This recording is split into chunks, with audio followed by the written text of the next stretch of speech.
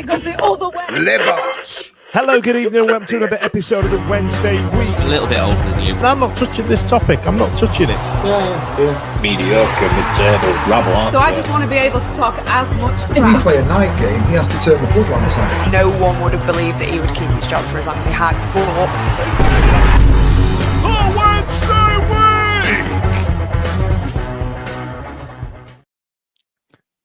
Hello, good evening, and welcome to another episode of the Wednesday Week. Tonight, joining me, I've got Holly, Charlie, and John. And finally, over the line, after a number of weeks, Deschamps Bernard has signed a new contract, which we'll go into later. Joining us this evening are, these three reprobates. And also, we've got Alex and Joe from the Sheffield Star, Sheffield Wednesday side. And also, we've got Simon from the Speakeasy Club talking about men's mental health matters. So all that's to come this evening. Now, Sheffield Wednesday have been in action as well in a pre-season friendly, which with it being behind closed doors, we'll leave the lads from the Star to talk about that. What do you reckon? So in the interim, and don't forget, boys and girls, if you don't mind liking and subscribing, that would be smashing. And also, we are live, so we can have comments coming in, flapping in, and all your EK Ugbo questions, can you keep them to when the Star lads are on? Because I know nothing. I'm like Jon Snow knowing about things. So, right then, how's it all going? Holly, how was your weekend? What did you get up to? Out? No, do you know what? I can't cope with any more weekends without Sheffield Wednesday. Do you know, Crap, when the season's happening and we're like, oh my God, it's the longest season ever. When will it die? And then the minute it's over, I don't like it. 20 days to go. Not that I'm counting. Now that the Euros are over as well, my football cup doth be empty. And, that was keeping me going. And RIP to the you're only supposed to blow the bloody doors off theme tune that scared everybody when they were driving. I'm sure. What about you, Chaz? How are you getting on? You all right? yeah, I agree. I think the one good thing I would say is that we've actually had an exciting summer. Like normally we have like the post-season slump and also zero information, no signings, nothing. So it feels longer. Yeah. It has gone that little bit quicker because, on a fairly regular basis we have been getting updates. So, but yeah, I'm bored. We've got the Olympics coming up. That's a thing. Shit. I remember. I used to like the Olympics up until being about 18, and then realised I don't really give a toss about any of this. No, but somebody said, didn't they should have like a normal person doing each thing so we can see how good everyone is. I want to see how good. I like the idea of here's Alan from Mexborough running alongside Usain Bolt just to show you just how quick he's going. You know what I mean? Because like you see people who come last and you think he's shit. But is he shit? He's not shit. He's faster than we are. Remember that video of that guy who was pretending to be in Olympics and it'd be like racing tram and that, wouldn't it? And stuff like that. Can you remember it? We're on YouTube. Yeah. Let's get him on. Let's get him on. Yeah. So if you are called Alan from Mexborough, get in touch and we'll see how fast you can run. There must be somebody out there, though, that's watched something on the Olympics and gone, I could do that. Like, I do it all the time. Shot put. I think with enough training, I could throw something quite far. No, I need a few years. I think I could do it. Discus. My favourite thing about the Olympics is when you're like discus and you're doing a frisbee motion. I enjoy that. Yeah, that's my favourite thing about the Olympics is like all of a sudden you'll watch something and you'll chuck it on. And then you're like watching it for 5-10 minutes. And then in that 5-10 minutes, listening to Harry Gratian talk about judo, you're an expert in it for the next 45. You're now watching judo and you're like, well, he should have got a tuck on there. He could have gone for the pin there. And I don't know why he's not done it. What idiot. Well, stupid. I could do judo that. Player. That's what they are. Judo players. Yeah. Stupid judo. Sub him off, ref. He's shit. Yeah, that's sub him off. And then, sorry, John, I will get to you in a second. But Ash has been on and he's gone with what Olympic sports do you think our podcasters should have a go at? What about you, John? Do you reckon? Chaz wants frisbee, but discus shape. What about you, John? Is there anything you should fancy you go at? Do you watch and go, I could do that? Well, I'm quite tall, as you know, you've all met me, like, so probably high jump would probably be mine, wouldn't it? Suppose, really. Yeah. Have a go at that, yeah. Bit of Fosbury flap and all that. Yeah, you know all the words. You're a professional. Actually, Dunderbird's been on H and said Ollie needs a commentator job, and that would be I've decided I don't want a TV license. I've decided I'm not interested. So I'm not. I make a point of not listening to BBC based things, right? And only subscription services. But I tell you what, if you got a job commentating on stuff such as judo and the shot put, that'd be worth the TV license fee alone, right? I could make up lots of technical terms, and most people wouldn't know that they're wrong because nobody watches these sports normally, do they? So should be like, he's doing the hammer and he's let it go and it's gone other way. Other way. He's had a shot. Imagine that though. Shit, they're all shit. Shit, they're all shit. I love the idea. We're going to pass over now to Holly from the Wednesday week. She's now going to be guiding us through the judo. Hold on to your hats, boys. Really enjoy that. What about you, Chaz? I don't know. It couldn't be a sport where the tension was too high. You know, like when they do that where they swap the pole over. What's that? When they run and they give each other the little Relay. pole. Oh, relay. That's Holly knows all the words. She could easily be the competition. Literally Olympics. The stress of being the one that drops it is like I could only let myself down. It couldn't be anything like teammate. So I'm going. I think discus, man. I honestly think discus would be right because who cares if you don't bring home gold in discus? No, you're not letting. Nobody's watching. Who cares about the discus? There's no discus ultras, are there? You'll be right. I'm going discus. You know what? Ultras. I'm amazed in this day and age and that they still allow something like the steeplechase. I mean, that's just barbaric, isn't it? It's proper cruel, that, isn't it, when you watch the steeplechase. Chasing steeples all about the place. Yeah, I mean, the poor guys are absolutely knackered and they make him jump over 6 foot high hurdle and stuff. It took like 3 seconds for universally everyone to agree that my sport would not be a sport. It'd just be talking. So it'd just be talking. I'm in peak condition. I'm on the way up. We've had some suggestions here. So Charlie for Olympic Pokemon. Ben said that Hollywood just shout shit. They're all shit. Will Volks, however, has had a nomination for the Worm in 2024. Oh, yeah. Dunderberg's gone with we're all discus ultras, aren't we? And what we got here?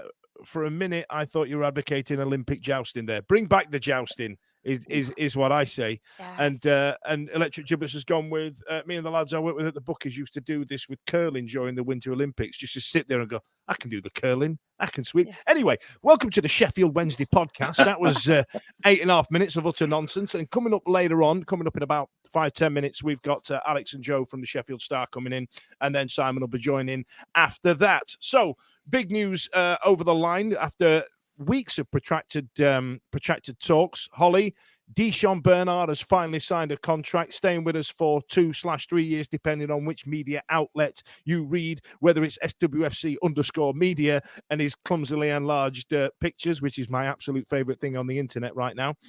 This is a mega signing, isn't it, H?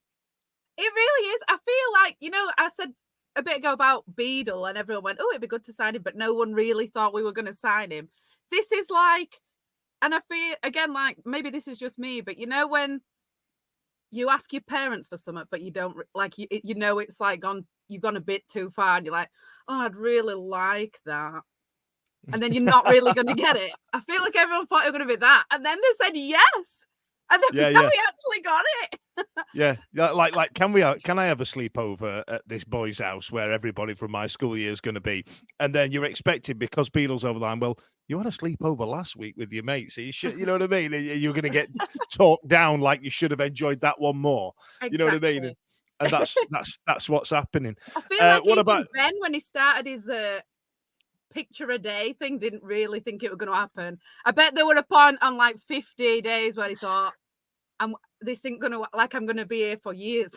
I tell you what, it's funny you bring that up actually, H, because Ben's on and he's just put a little winky face at the thought of. And I tell you what, fair play, Ben, doing the absolute Lord's work. And you're right. I bet he got to like day 52 and went, Jesus, this is gonna look shit when this don't get on. But Ben, like, listen, just chuck us a comment in. I'd love to know how you felt about that, especially with the announcement video, Chaz. I know you're a big fan of the content. Oh, the content was that. I was telling people that aren't neither football fans nor Sheffield Wednesday fans, and I was like, so let me explain it. So the guy on Twitter, he's been tweeting every day, and look what he's just said. And they were like, oh, that's really interesting. But it was so good. Like, and everyone was saying as well, like, oh, wouldn't it be so good if they announce it and they reference all these tweets? Ha ha ha. And it's like the only thing that was more unbelievable than him signing was that they would kind of like reference that. So just the whole thing was just like, and it was such a nice surprise because it really did feel like the one we all wanted, but really didn't think we were going to get. So yeah, I feel like someone had even said like, oh yeah, someone had said that his missus had said they're moving away or something. It was like really early on after the season ended. It was like, oh no, we've already got it confirmed that like that's probably not going to happen. So to be where we are now is just, yeah. Ugh. Well, there's two things about that announcement video. Two things is that I spent a good amount of time searching through Ben's tweets and working out how to get them on the screen at the same time. So I could make an announcement video using Ben's tweets, and the bloody club did it, and I can't tweet it until the club have tweeted theirs because they announced the players, right? And I didn't want to go too early. So the fact that we both had the same idea. I said we had the same idea. All of Twitter decided that was the same idea. And the second thing that I found really funny was that Ben's pinned tweet is this massive one saying Chansiri out. So like the club have used Ben's tweets there, and it just says Chansiri out on all the screen grabs, which I really enjoyed. Like, what? Wait a minute. What's this bollocks? I really enjoyed it. But this is we've had a comment here, John, which is interesting, which is new. Daniel Patrick has gone on with a 3-year deal as well. Nice to tie down our best promising players. That's not very Sheffield Wednesday, is it? No, because I mean, we initially got him just on the 1 year, so it was like, does he believe in us as a club? Tony, is he putting himself in the shop window, just start signing a 1-year deal? And then obviously we've had all most of the summer, like, will we, won't we be able to get him back? Is he a bit of a bridge too far kind of signing? And then obviously when it's finally like announced that we've got him, and then everybody's wanting to know how long we've got him for, and you're like 3-year deal. They're like, hang on a minute, what's going on here? Actually doing some good business and some common sense signings. It's not like Sheffield Wednesday this. You think, we'd expect it probably just sign for another year with a year's option, and probably, everybody's thinking, well, it'll be gone in next transfer window. But yeah, it's absolutely just buzzing really for that. I think it's the one that most fans have wanted. Out of all the ones that you want to bring back, I think he was probably number one, at least, if not number two, that you want to bring back. I can't see anyone above him that even Ugbo would still like to get back, and we'll talk about later. But Bernard for me was the number one for me, because he solidifies that defence, and you always want to do a good spine of the team, don't you, Dan? So you've got Beadle back. Now we've got Bernard. We obviously still got Bannon, and we're just hoping to get solidify that spine of the team. But great signing. Tremendous. He honestly wasn't even number one for me, because I just didn't think that it were going to happen. Everybody from like his first couple of games, everybody went, he's way too good for us. Why is he here? It's too good. I mean, don't tell him that. It's too late now. It's too late. You said it on the internet. It's there forever. Go on, John. He had us on strings as well, didn't he? Really, he knew what were going on. The cases. Well, that is an absolute wonderful segue. Speaking of packing your cases and being abroad, all the way live from Austria to talk about our next segment for the evening, it's Joe and Alex from the Sheffield Star. Now, I'm going to have to just rearrange my arrangement. I don't know what I've done there. It might be this one. Does that work? There we are, chaps. I've got you. Whoa. I've got you. How's the weather there? Is it cold? Are we in a sauna? We've grown quite close over the last 4.5 years, but saunas probably I'm going to draw the line at. Yeah, technically it's not good for laptops to take them into saunas either. Otherwise you would have done. It is harsh lighting, isn't it? By way.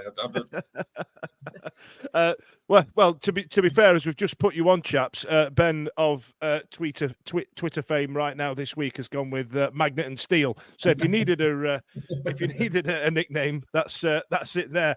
Now, chaps. Obviously, you're out in Austria. We played Champions League Salzberg, a proper test before the season. I mean, how did it go? I mean, what happened? What was it like? I mean, the scoreline went dead nice, were it? It's we're in Germany now. By the way, we're over the border. Have you moved?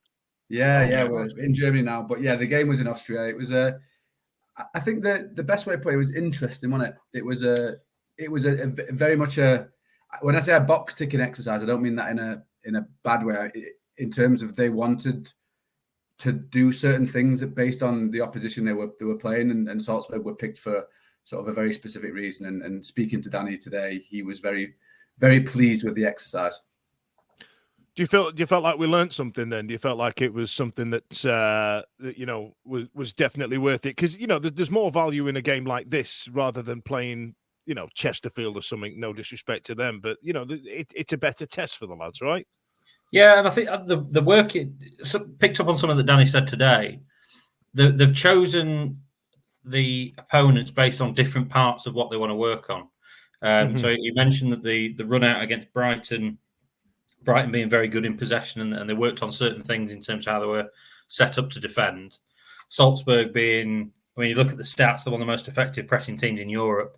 And after about 10 minutes, it was very evident that Wednesday were just going to continue playing out from the back, which if this was 3 games into the season, would be, but it is a building, they're building towards something. He mentioned that it's Pep Lijnders, their manager, who's a bit of a big deal. He was Jurgen Klopp's right-hand man at Liverpool and very highly thought of. He mentioned that certain people within their camp, including Lijnders, had said that they were very, very impressed with the way that they broke their first line. And now the task is to work on that transition up the pitch and breaking that second line and getting up the pitch. So it's all very technical. Way above our pay grade. Yeah, like some of the stuff that they talk about, you've got to go away and research. Just sit and nod while they're talking. But lots of nodding.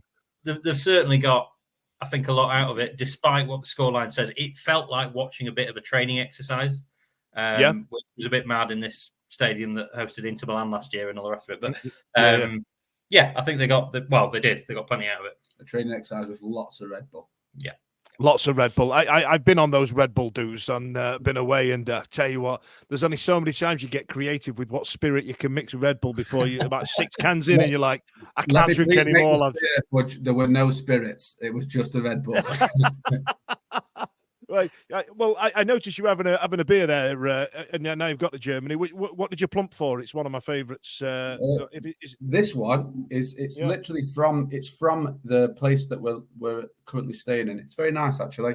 We've tried a few beers while we were in Salzburg, because it's culturally insensitive not to, really. It's kind of research purposes. Yeah, research purpose. We've had a few different types of beer and about 15 different types of pork.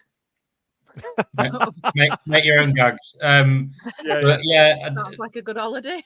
I'm drying out today. I wasn't driving this morning, so I think I had a couple more than you and Rob yesterday. So I'm like a wizened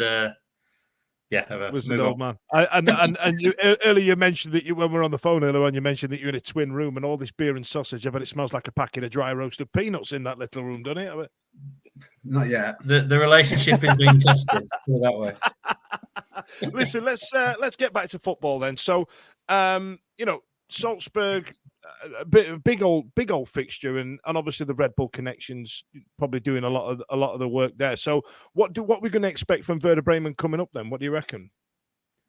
Well, it's going to be a different kind of game in the sense that it is literally a different kind of game. They're playing. All right, I'll just make a note of that. No, let me finish. This is what you get to pay the big bucks for. This. No, so it's not a 90-minute fixture. It's 4 sets of 30. So that is very much set up so that he can use practically everybody. Obviously, his plan is to give players more minutes as they build up. The old cliche of minutes in the legs and all that kind of stuff. They changed the entire starting 11 at halftime against Salzburg, so the second half was 11 different people, and I think that we could see 17, 18 different players playing against Werder Bremen this weekend. So it's good bang for the buck for any of the fans coming. You get an extra half hour, which is quite nice if you're coming all this way. Yeah, not too shabby. I've just started a new job, and with the amount of annual leave I've put in already, 4 weeks in, they wouldn't allow me to just sprance off to Germany. We've had a couple of comments in from the people on the internets. Low load of Wednesday, Alex. A lot of beard chat. We've got what's on his chin, lol, and then. Does Alex have normal chins and a long beard, or a massive chin and really dark stubble? You know what I mean? Yeah, it's Jimmy Hill. This is painted on. Yeah. Well, to be fair, Alex, I'd start telling people you had a chin like Buzz Lightyear. You know what I mean? Take it like a compliment. But sensible ones here. Ben of the Internet Fames as well. Joe, you were talking about Salzberg. Sean Fusaya in midfield is interesting. What did you make of that? Yeah, so Sean is a very interesting one because Sean spent a lot of last season injured. So he was a player that, I've seen Sean play quite a lot over the years, watched him at under 18 level, and he was a right back. Then he sort of moved a little bit further up as a right wing back. But speaking to Danny today, he came on on the right wing against Salzberg, but the position that Danny sees him is a 6 and an 8. He sees him as a central midfielder, which is wow. He played there in the 21s a little bit when he did play last season. He captained the 21s at points last season as well. He's a player with a lot of good skill sets. You speak to some of the players and they like what they see from him as well. He's very athletic. He's got a great football brain, and because he's played in so many different positions, sort of coming through the ranks, he's got quite a lot of strings to his bow in that sense. And I think with Sean, it's definitely one to watch. I think Danny seems very keen to give him sort of this pre-season to see where he's at. It may be that they feel like a loan is right for him. It might be that they see him as a player that can be that backup if there's injuries and that kind of thing. But yeah, Sean Fusera is definitely one to keep a close eye on. Amazing.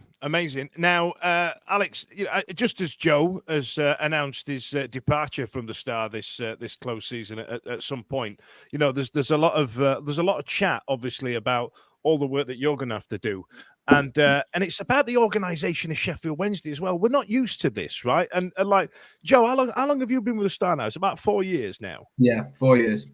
4 years, and I bet the pair of you can't recall any kind of close season such as this, because the last time we had it was about 8 years ago, where we just brought everybody. It's all very unnerving, mate. It's very, very unnerving. I'm waiting for something to go wrong, but no, it does feel like everything. Me and Alex were talking about it earlier. It really does feel like everything has been so well planned and everything is done with such purpose that they're not being caught out by anything that's happening. It's meticulous. I think that's the word I keep going for. Everything makes a bit of sense, and as you say, it's not usually like this. And I'm just I've had a couple of comments here, Alex. Here we've got, for fuck's sake, Danny's too organised with Sheffield Wednesday. We're meant to be a train wreck lurching from disaster to disaster with no forward planning. You know what I mean? And then last pre-season looked promising, but nowhere near ready. Talking about Fusaya, and then obviously we've got a comment from Ash, who's manning the socials here, saying, "Who are the guys most excited to see for the season in terms of the new signings? Is there anybody popping up that you're thinking this guy's going to be the real deal?" I've been impressed against Salzburg. Sort of going forward, it was relatively few and far between. The way that the game was set up and stuff. But Jamal Lowe had a couple of moments. I think he's one we've spoken about a couple of times. I think you've written something on this, Joe, that's sort of oven ready, proven championship quality, got a bit of this and that. Whereas some of the other guys, maybe you look at Svante Ingelsson, Olaf Kabachki, these guys. It could go either way. They certainly look, and all the noises from the camp are that the new lads have come in, and two of man have been quite impressive. But I'm quite excited about Jamal Lowe, I've got to say. I'm trying to think. There's about 140 of the new lads, isn't there? So I'm trying to think. I think I agree with Alex. I think Jamal Lowe is, from the bits we have seen, and obviously you can't read too much into the training videos that get put out and stuff, but you look on those videos and the finishing from Jamal Lowe has been really, really good. That's exciting to see. We've obviously been lucky enough to watch a couple of sessions, and Lowe looks like the sort of player that could come in and make a real difference. I think the other one I thought the other day, apart from Sean against Salzberg, I thought Jan Valery did well, didn't they? Yeah. He came in and seemed very, very solid, some nice little touches, and he's another one who, even though he's sort of coming back to English football, it's not new to him. So, he's got that experience already that sort of stands him in good stead for going forward. But I do think, you look at the whole bunch of signings, that there is a nice mix there of, the exciting ones that you go, this could go either way. We don't know what's going to happen with him. The ones that you go, right, we know what this guy offers. He's proven in the championship. and everyone in between. And look, if we're talking new signings as well, James Beadle was ridiculously good against Salzberg. I know he's not really a new signing as such. Said that. But unbelievable. Saying that Beadle was outstanding. Now, I've got another guest coming on about 2 or 3 minutes, so I'm just going to fire some questions at you that the quick fire questions that the internets have popped up. Slappy Gilmore, regular contributor, has popped on there saying, "Good day, boys. Great to see a young looking Harold Bishop and Toadfish back together on a professional level." That wasn't the comment I meant to put on. Hang on. Genuinely, that was a mistake. Can you ask him if they're planning on interviewing Barry Bannon anytime soon? We'd love to hear if he is as positive as Danny. We've had this on Twitter today. I don't know if it's the same person. We spoke to Danny at Owls in the Park. Barry at Owls in the Park. And we've got a lot of people to get through, so I don't think we'll speak to him especially soon. Is the answer to the question? But he was very positive and very sort of buoyant about how things were going. Barry Bannon is a big Danny Röhl fan. Well, do you know what? That's actually we've had a comment there saying, I know it's a team effort, but it feels like Danny's had his hand over everything at the club at the moment, and the owner's listening to him. Have you got that vibe? Is there a different vibe around the club? Because I know you're around it a lot, obviously. Yeah, he's certainly driving it, but I don't think it can be underplayed how much help he's getting from elsewhere. I mean, watching training, and it's very involved in it. It's very involved. Like they are all literally involved. They're like the A-team, or the Avengers. They sort of like stroll out and the team up. Yeah, and I think it's been said before, isn't it? Henrik Pedersen's obviously very involved with the in-possession stuff and leads quite a lot of that stuff. We saw it when we were down at St George's Park. Chris Powell was doing a lot of the set-piece stuff. They are all involved. There was a drill today. I don't think we're breaking any state secrets here, but there's a drill today when they were practicing playing through the lines on a full pitch, having done smaller drills of that nature. And all the coaches were acting as the defensive dummies, if you like. Sasha Lenso was cracking into a few people. Sasha Lenso absolutely hammered Max Lowe at one point. Yeah. I thought that the doctor was there. The physios were taking part. Like it's a full team effort. And you speak to Danny as well, and obviously that's the on pitch stuff. But off the pitch, when you speak to Danny about the way the summer's gone, he's very quick to praise the chairman, very quick to praise Kevin Bedell. Amadou Pacha was mentioned as well today as a sort of the work that he's been doing over the summer. So Danny is by no means taking full credit for the work that's been done. It does very much feel like they are all part of this sort of grander process now. Amazing. It's all so positive, and we don't know what to do. Surely you must read that through the socials. Going, we don't know how to act. We don't know what to say. Now, before I can't let you go, lads, because I know it's going to be burgeoning on everybody's lips. Before I let you go, obviously, this man's name's been mentioned all over the internets, all over today. But Ben's gone with, "Are you excited about Ugbo, lads?" Now, I know you're not in the country. Have you heard anything? I'm not after any exclusives, but we've got rain coming in. We've got rain coming in through that door. I thought you were he's here today. The way you both looked round as I asked you that question, I thought, is he there? Hey, PK, I thought you said Ryan. I thought it was Ryan. Ryan's popping in window. It's without being really over diplomatic. It's one that the club certainly want to get done. Yeah, and it's one that EK wants to get done. There are other clubs, as we reported last week. There are other clubs that are in for them. And in my experience, when there is that desire on both sides, the deal usually gets done. But it's about thrashing out a deal that works for both parties. So that's probably not the exciting bells and whistles. Give us a sign. Blink twice. Close the window because the rain's getting in if it's depot signing. Chaps, it's been an absolute pleasure. Thank you so much for joining us this evening. Listen, I hope it goes well, and if you don't mind coming on next week, I'll get you on for a little longer. We can talk about Werder Bremen if you like. Sounds good to me. Yeah, why not? Appreciate it, boys. See you later. Thanks a lot. Cheers, guys. Have a good one. Thanks, fellas. Bye. Oh, it's just us four just stuck in the corner. Now, I've got another guest, and Simon, I can see you in the corner there. Thank you so much for joining us. Coming up next is another part of football. So that's the fun bit, right? That's the bit where we talk about football. but there's also a part of it that's sometimes difficult to talk about and difficult to get involved with and stuff like that. Now, I appreciate that I've spoken for a really long time here, chaps, and you guys are just sat here listening to me. My apologies. And please, if you've got any questions for our next guest, by all means, chirps in. But joining us tonight is Simon from the Speakeasy Club. Now, if you haven't come across the Speakeasy Club, in fact, Simon, I don't want to do your work for you, pal. That's why I've got you on here. So welcome to the show, pal. You all right? Yeah, good. Thanks, Dan. Evening all. Thanks for the chance to come on and chat, and hopefully it's a bit of fun stuff as well. Like it's not just going to be. Yeah, let's hope. Have we while we've been recording here, Simon? Has there been any noise on Ike Ugbo while I was talking to the Star lads? Because between us and them, I mean, who's reporting it? I don't know. Who's doing the fancy videos? Well, I've just seen him down at Cardiff City again, so I'm hoping he's clearing his locker out and he's on his way up the M1. So fingers crossed. Oh, God, I tell you what, I've just realised that you and your little Welsh sing-song voice has just made me sound like quite the shit kicker. So I'm going to have to put my posh voice on. Now, listen, Simon, you're doing something really important and you've got a new initiative on. And I wanted to talk about this evening, but I felt like if I did it, I wouldn't give it the words that it needed. So can you tell us about the Speakeasy Club to start with, and then we'll go into your new initiative after that. What do you reckon? Yeah, wicked. Thanks. Yeah, basically, it is all about well-being in sport and focusing on football and rugby to start with.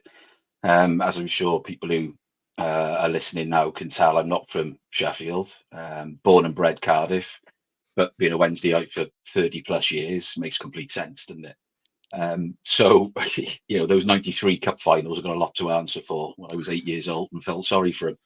And I haven't been able to shake them since.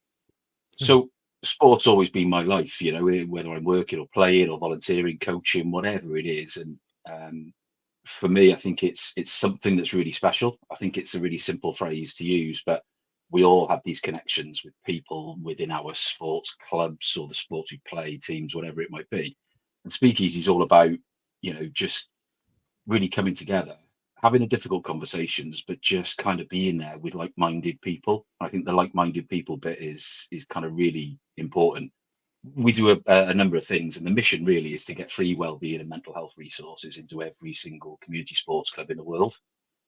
We've started in the tropics of South Wales so far, but we only started last October. And the idea really is, for me, with my lived experience of depression, anxiety, I kind of didn't really know what to talk about. Like, probably why we get on, Dan, I'm happy to talk. It's quite easy, but I just don't know what I was talking about. I was really confused when I was struggling. Mm-hmm. So for me, the whole getting these resources into places I was going, the rugby club or the football club or wherever, just gives people permission to be curious, take the time to look into what they're thinking, what they're feeling, and then share it with their pals if they need to. Really, doesn't need to be a big thing, but it's just there if people need. At the risk of sounding flippant, depression and anxiety does come hand in hand with Sheffield Wednesday supporting. But obviously, I'm casting a joke there, not to make light of something. Now you've started an initiative called the Pink Bench, I believe. Is that what it's called? Is that, you know what I mean? Because I know Holly's really jealous that you've got that pink shirt on as well. So I'm a big fan of the touch that you put in there. But if you could tell us about what the Pink Bench is and what extension of what it is you're doing with that. Yeah, definitely. Yeah, you can spend millions with marketing agencies in London, but ultimately it's a bench and it's pink. So I've just gone for the Pink Bench. We're a simple folk in Wales, let's not overcomplicate it. So one of the ways really to get these resources that we've collated into a clubhouse, it's all online in our website, is a QR code. And one of the ways of doing it is to put a pink bench into community venues. So as I say, we've got 11 benches so far in the last 9 months. The target was 10 by the end of October. It looks like we're probably going to get over 20, which is fantastic. They're all kind of South Wales, West Wales at the moment. And the idea is ultimately that there's this big pink thing, not unlike me, that it's just, it looks a bit different and it's okay, give people permission. And then on there is the QR code. So I've used my local rugby club as an example. It's in the middle of a load of blue and yellow benches, and the kind of youth boys are out there on a Saturday afternoon after a match, either having a beer or not having a beer. And I've seen one or two of them scan it quickly, put their phone in their pocket, because there's still that stigma, isn't there? You don't really want to ask questions, and you don't want to look stupid in front of your mates. But then they'll go away and look at it. And I had one of the dads come up to me the other week actually and said, "Oh, Simon, is that your thing out there?" I said, "Oh yeah." He said, "Oh, my lad came and showed me kind of where the QR code goes." And he said, "He's not struggling, he's all right, but it's really good to know the stuff that's there." And I kind of thought, "Oh right, yeah, great. That's what it's about, really, that people just know." Mm-hmm. So I was a bit ambitious, and I thought, well, let's have a go. And I reached out to Ben Winter from the Wednesday Community Programme, and I'm absolutely super excited that we're going to get one at Jubilee Sports and Social, and we get one at the Fan Zone. So next Wednesday, yeah. So next Wednesday, I'm coming up. We'll have two. There'll be the first benches at any football club, and the first benches outside Wales. So I'm over the moon with that. Super excited. And I think a couple from the pod as well. One of the things we do with these clubhouse conversations, because a big thing for me is it's about language. It's like how we talk to each other, like when we're at a sports club or at the match or whatever. But it's also just practicing that active listening and the stuff that people aren't saying, and the bits that people maybe are missing slightly. And we joke. I know you kind of made a little light joke and said it's not to be dismissed, but at the same time, I get asked a lot, "Oh, so you want to stop people taking the piss out of each other then?" I said, "Well, no, actually, I want the opposite. I want more of it. More of that. I'm really good at that." Yeah, exactly. But what I want is people just to have a little bit of self-awareness around why they're doing it. You know, that person, why are they having a go or taking the piss out of that person, their mate? Are they the butt of the jokes? Is something going on? Is it not quite right? Maybe just dial it back a bit. And it creates a bigger connection and a stronger bond. And as I say, when it's like-minded people, when you're having a pint in the Fan Zone before the game, and if you can get one, then it's a great opportunity. That's genuinely amazing. And I've had a couple of emojis sent through, and people genuinely commending the work you're doing, Simon. And even Ash, who's got a heart of stone, somehow managed to raise all these eggs for charity, said fantastic stuff to you as well. Now, so when's that going to be in place for you? Say you're going up Wednesday. Is it going to be there for Liam Palmer's thing on Saturday? Yeah, it should be. Yeah, it should be. So the 31st. Yeah. Oh, that's amazing. They'll be up there. I've roped Stevie in. Stevie's he's coming down as well, so we'll have a good chat, getting into some of the stuff, and some of the stuff we don't really talk about. I think some of the connections and memories and things we don't really give each other permission. I don't know if it's just a blokes thing. I think Holly and Charlie will be much better at it and celebrating each other. But there's so many cool things that people have done, and being not being from Sheffield, stuff like this pod and the stuff you do. Like, that's my big connection. I don't get the chance to talk about that sort of stuff that much. So it's a really cool thing to do, and just kind of be invested in what other people are doing. And it's interesting because I haven't really mentioned mental health. I haven't really mentioned kind of focusing on that. But I firmly believe if you do all of that, if we look after each other in that way, celebrate each other, people's mental health is definitely going to improve and stay a lot better. The thing is, the good thing about sport is, like you've been saying about giving people permission to talk about that stuff, it's a good way to get people together in a really safe environment to just support each other sort of quietly until they feel capable of talking about the other stuff. It's a really good place to know that somebody's there without having to, like, there's not really an elephant in the room unless you're ready to talk about that sort of stuff. If you invited your mate out and you all sat around in pub, people might be sort of like, when do we mention that we're not all right or whatever? But at sport, you sort of have a little bit of a distraction, and you can talk a bit about the match and then talk about the other stuff when you feel a bit okay about it. So sport's a really good way to get those conversations in anyway. Yeah, definitely. And it's I think, as you said there, Holly, it's not putting the pressure on. Let's name the elephant. The elephant's there, but let's not put pressure on anyone to really deep dive into it, and just say, look, I'm there if you need. I hear you, mate. I can't solve everything for you, but at least 9 times out of 10, people just want to get stuff off their shoulders and not feel judged. And if we can do that, then I think we've got a good chance of looking after people. Well, we've had a comment here, and if this helps, then this would be amazing. It's kind of made my day. So Anthony Beale's gone with get your message on House Talk, Simon. Initiatives like yours get crowdfunded and really quickly get well supported there. So if you want to get your message out on there, then let's do it. I think it's what did Karen Birch say? Sorry. Oh, sorry there. I'm clicking away and I've got myself carried away. Karen Birch said, are you part of the, let me get this right, South Wales, Sheffield Wednesday, go on, what's SWSWS? What's that? What's that stand for, Simon? I'm hoping you know. It's Welsh, it is. It's Welsh. Sheffield oh, is Wednesday. It? Yeah. It looked like Spanish to me. South Wales, Southwest, Sheffield Wednesday supporters. And so it might be. And I'm not. I've tried to be, but I can't get in the WhatsApp group for some reason. So if anyone can, Karen, if you can help me get in there, then I'm well up for it. That'd be wicked. let's get in there, and that's the main reason I wanted to come on tonight, to be honest. So yeah, and let's get the message out. And now we all know why there's going to be a pink bench at the testimonial this weekend, and hopefully the rest of the season across. Take a picture with the bench if you're at the testimonial. We're going to need pictures with the bench. Make sure you're at us in it. Now, listen, I can't let you go without talking about this season, Simon. How do you think the Wendy's are going to fare? How do you think they're going to get on? We're winning the league, right?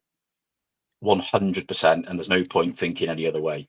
I appreciate the lads before are more educated than me. They've got a lot more know-how. I'm allowed to get carried away, as are you guys. That's it. We're gonna walk it, to be honest. Yes, I believe. When you're Welsh and a Wednesday fan, I mean, you've got to have blind optimism, haven't you? So yeah, I was going to say. You've literally got nothing else. Simon stood on front of cops singing, "Nothing's going to stop us now." That's what it is. On top of the bench, that's right. That's absolutely incredible. Now, listen, Simon, can you send us some pictures and send us some social media stuff so we can share it on our socials? And thank you so much for joining us tonight. I'm not going to apologise for getting a bit heavy because I feel like it's a really important message, especially when blokes are sat around and they're being all laddie and whatnot. And as daft it sounds, like you were saying about taking the piss out of each other. If you're sat there in and around and you're all getting ragged on in a group of people, I take the piss out of Simon for being old. He takes the piss out of me for my turkey teeth and Botox and stuff like that. That's a sense of belonging. You know what I mean? Yeah. And I kind of like it like that. It's when you're on your own and you haven't got those interactions. It's not all about, well, this guy's being mean to me. It's about, being part of something. And I think that sports does that. And I think it brings people together for that type of thing, right? Definitely. And like Holly said at the start of this recording, we're missing it. 20 days to go, and we're all feeling like we're missing something and being connected with like-minded people. So 100%. I really appreciate the opportunity. Thanks all. It's my absolute pleasure. So I'm going to leave you with an up the shagging Wendy's. Thanks a lot. Thanks a lot, Simon. See you later, pal. Thanks a lot, bro. Bye-bye. Right then, so that was Simon speaking about a great initiative. And if you are affected by something that we've spoken about tonight, reach out to the Speakeasy Club on the socials and get in touch. Now, as it stands in terms of things that have happened at Sheffield Wednesday, I'm kind of topped out. Charlie, John, Holly, I'm looking at you guys for any other business. We did have a raffle winner. We did get a winner today. They've been contacted. We've had some great by the way, we've had some comments here from the people. So how do I get in contact with Simon? Then can I do Karen, the Speakeasy Club on Twitter is the best way to get hold of these guys, and we've had some great feedback from it as well. So that's absolutely amazing. Just while we're on about that, check on your mates. Obviously, it's not that's just not about code for something else. Not okay. Just check on your mates. Yeah, absolutely. Now, again, we're 15 minutes shy. We've spoken about 3 more years of Deschamps Bernard. We've spoken about the German-Austrian friendlies, Red Bull Salzberg. What I've realised is I've written 1 point down and put it into 4 into the agenda. I thought we had a good old list there, and it turns out we haven't. So get your questions in, folks. But while Holly talks to us about something that's interesting and hopefully lasts about 16 minutes. The Women's Supporters Group have got their annual members consultation, which is on the 31st of July, a week on Wednesday, 6:00. It's at Hillsborough, 6 till 8 in the Dooley Suite. I'm just trying to see if there's any information that I need to actually give you. And you need to go. There's like a link on X that will tell you to sign up because there is food. So if you have dietary requirements, let us know. Also, I say us, I'm not involved at all. I may be in attendance, but I have done none of the work. I'll take the credit, but I haven't. Kids are welcome to go, so that's not an excuse. Unless you want it to be an excuse.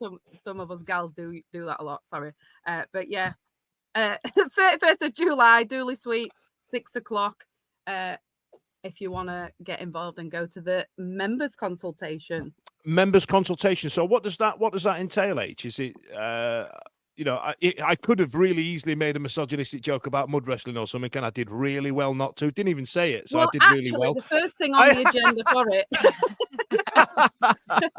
No, seriously though. So what is it you do? So again, I'm not involved.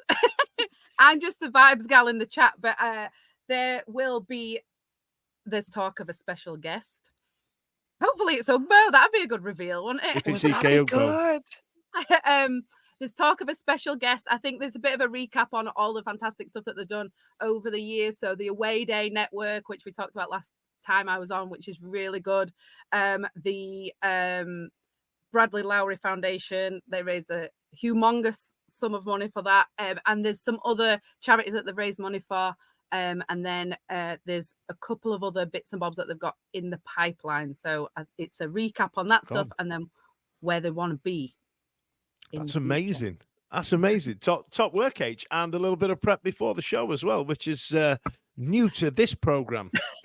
It's new to me. Well, you've just shown us up by bringing guests on that are better than the actual podcasters. So I know. I fucked it, Anna. Fucked it. And we've also had a question from Al's about that. And Charlie, I'm going to ping this one at you. Oh my god! Everybody's I love new it favorite so account. much. So to give you some background there, we've had SWSC_media launch itself on X this last month, and they are essentially trying to pass off everybody else's work to be ITK, and it's and all these accounts ping out of absolutely everywhere, and this one had us all on strings for a bit before we all realized it had like 60 followers, which I think it's got like now about 1,000, which is hilarious. But my favorite thing about it is the clumsy enlarged JPEGs with all the massive heads saying, I'm going to exclusively reveal to you. But now, as Al about that has said, what's everyone's opinions on the new Wednesday parody account? Some great videos. Now, I need to put some rumors to bed, Chaz. There's a lot of work going into that wind up, and it's not me. It's not you, but it could be you, but I don't think it is. Easily. Whoever it is genuinely has me rolling. Like, just every little detail of it. Like, when they got Dele Alli's head in that Wednesday shirt, and then in the next post, in the same Wednesday shirt, the little tiny head was still there. Absolutely did me in. Genuinely. And it's the kind of thing where you can't really share it with other people because it's too deep to explain what niche. It's all taking the mick out of. It's amazing. And I don't know. It's just, whoever it is needs to own up, because if I was being that funny, I would not be able to keep myself anonymous. I would want everyone to know that I was being hilarious on Twitter. That's why everybody knows it's not me, because I would be retweeting my own parody account so hard. Yeah. So hard. Crazy. We've all gone. This is it. Like, we've completely lost it. We need the football back. Start the season early. I think we get right creative, don't we? I know, innit? I'm going to come to you about some serious matters, because obviously there's been a very strong rumour on the interwebs about the man in the picture. We mentioned it to Joe and Alex. Now, obviously we know where we are. There's still some things being ironed out, and there's interest from both parties, which is great. Ike Ugbo, is that the last one over the line? Because you've got Paveda, and then there's one of the Dembele's also rumoured as well. So if we can get Ugbo and Paveda over the line at least, that's a full puzzle completed, right? Isn't it? I don't know how to be you. Yeah, that'd be amazing. I mean, Ugbo, he's got nearly a 1 in 3 record with a side. He'll come back to a side stronger than the one he left. So he's 25, I think, ish years old, Canadian international. I think it'd be brilliant business if we could get him back permanently. I'd still love Paveda as well, but it's gone a bit quiet on that front, it seems. Yes, but I think there was a strong rumor today as well. There was still people talking about it online today. So okay. So maybe that one's still bubbling along then, possibly. But I think if you got those two in permanently, then I think we would sort of see. We'd probably wait and see what kind of loan players might come in later in the window before the cut-off, the transfer window cuts off. Maybe, somebody from a German league, or maybe one of the Barcelona youth kids from his friend Hansi Flick, possibly. You never know, hopefully. But yeah, if we got Ugbo and Poveda, we're looking really strong there. Trouble is, Dan, it's like anything else, and striker's the hardest position to fill, isn't it? To get the striker in that's going to get you the goals, because we can play as good as good as we can play. We need that guy to stick the ball in, and that we need 15 to 20 goal striker, and we struggle to get them, don't we, over the years? So it's going to be interesting. It's like people don't want to sell them. You know what I mean? Exactly. Yeah, we've had a couple of people suggesting content here. So, for example, we've got this video, how close we are to sign Dembele Poveda. Not a clue. Not an idea. Do you know what? That would have been a good idea to bring on when we had the lads from the actual press. Dembele is apparently, I think he's been pushed to clubs to sign him, and no one's really took it up yet. So I think he's one whose agent is desperate to get him a new club, but so far there's not been a great deal of interest. So maybe he's one of them where he's not as good as what people kind of think. Otherwise, why would he still be a free agent? I don't know. You know what though? I really don't want to put a down on it, because at the moment I do feel like I've got everything off my Christmas list, so I don't really want to moan about it. But I feel like, could it be that Ugbo and Poveda are the last ones in because we're not quite sure? Like, they were good last season, but we were shit. Like, so were they good for where we were? And then if we're aiming to be better, are they good enough to be better? Like, Ugbo has played at other championship teams. Like, it worked for us, but we were like literally as bad as you could get. So I that said, obviously when he's just to let you know, that was Holly speaking and not Ash. It's a really good point though, because so many of the players that we were, that we got at the end of last season that we're trying to get now, we haven't seen what they play like when they're not like trying to crawl their way to like stay in the championship. Like, there's something to be said for like, I don't know, that pressure, maybe not pressure is not even the right word, but that kind of having the opportunity to be the hero, and like, if we go down, it's not going to be your fault because we were already shit, but you do have the opportunity to kind of really, and Ugbo in many ways had like such a huge contribution, like, so many key goals that you would look at and be Charlie, like, if we didn't have that, if we didn't have that. On what you're saying there, Ben's come in and said the data lot have got Ugbo as a top 6 striker. And like Holly says, he's been average everywhere he's gone, but based on kicking ass at the bottom of the league and getting 6 goals in 23 Leeds games. finished in the playoffs, and Poveda won first, second, third, fourth, fifth choice for them. So if we want to be in the playoffs, I mean, obviously they lost, not to mention it again, but they did. If we want to be in the playoffs, like, is he that, like, was it good for us because we were shy? I don't know. Well, there you are. Get your answers. We've got 5 minutes left. Get your answers in the comments. Was he good because we were shy? What I do want to say though is I really just want somebody to look at me like Danny looked at that person who asked him about Ugbo. It was Rob Statten, wasn't it? And world's shittest poker face in the world. Matt Strickland said it as well, actually. Danny's face today say. I'll have to look at that. Eyes. Yeah, there's a very wide grin smirk from Danny's face when broached about Ike Ugbo today. So Danny loves Ugbo. Pass it on. Pass it on. It's happening. It's happening. Hold tight, Holly. What are you going to add? Go on, say it. I will say it. I can't do it on demand. I've got to be. It's